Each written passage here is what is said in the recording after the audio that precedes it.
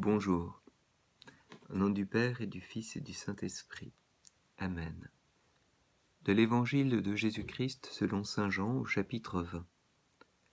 L'un des 12, Thomas, appelé Didyme, c'est-à-dire jumeau, n'était pas avec eux quand Jésus était venu.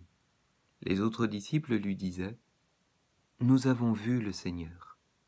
Mais il leur déclara « Si je ne vois pas dans ses mains la marque des clous, si je ne mets pas mon doigt dans la marque des clous, si je ne mets pas la main dans son côté, non, je ne croirai pas. » 8 jours plus tard, les disciples se trouvaient de nouveau dans la maison, et Thomas était avec eux. Jésus vient alors que les portes étaient verrouillées, et il était là, au milieu d'eux. Il dit « La paix soit avec vous ». Puis il dit à Thomas « Avance ton doigt ici, et vois mes mains.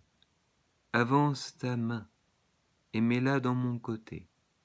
Cesse d'être incrédule, sois croyant. » Alors Thomas lui dit « Mon Seigneur et mon Dieu. » Jésus lui dit « Parce que tu m'as vu, tu crois. Heureux ceux qui croient sans avoir vu. » À la lecture de cette péricope, la question se pose. Qu'est-ce qui est le plus important? Cesse d'être incrédule, sois croyant?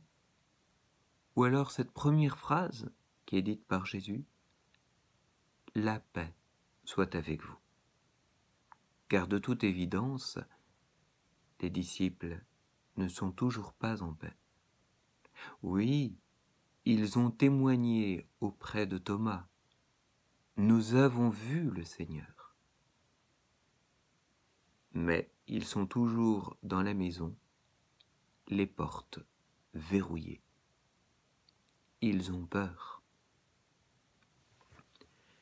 La première parole de Jésus est donc « La paix soit avec vous », c'est-à-dire « Ne vous faites pas tant de soucis, je contrôle la situation ». La paix soit avec vous est donc une affirmation de la seigneurie du Christ sur les événements.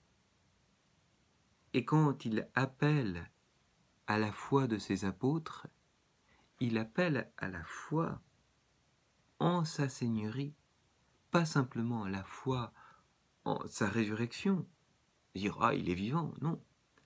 La foi en sa seigneurie sur les événements, y compris après sa mort et sa résurrection. Il se montre à Thomas. « Avance ton doigt ici et vois mes mains. Avance ta main et mets-la dans mon côté. » Toutes les hypothèses pouvaient être mises sur la table pour savoir, mais qu'ont vu les apôtres? Nous avons vu le Seigneur, oui, mais qu'ont-ils vu en réalité? Et là, Jésus montre ce corps que vous avez vu transpercé, ce corps que vous avez vu mort, c'est bien ce corps qui est aujourd'hui vivant devant vous. Et c'est la vie de ce corps qui a été mis à mort qui témoigne de la seigneurie du Christ. Thomas ne s'y trompe pas. Mon Seigneur et mon Dieu. Parce que tu m'as vu, tu crois. Oui, Thomas n'a pas simplement vu un corps, non. Il a vu au-delà. Et de même, nous, lorsque nous voyons l'Eucharistie, que voyons-nous?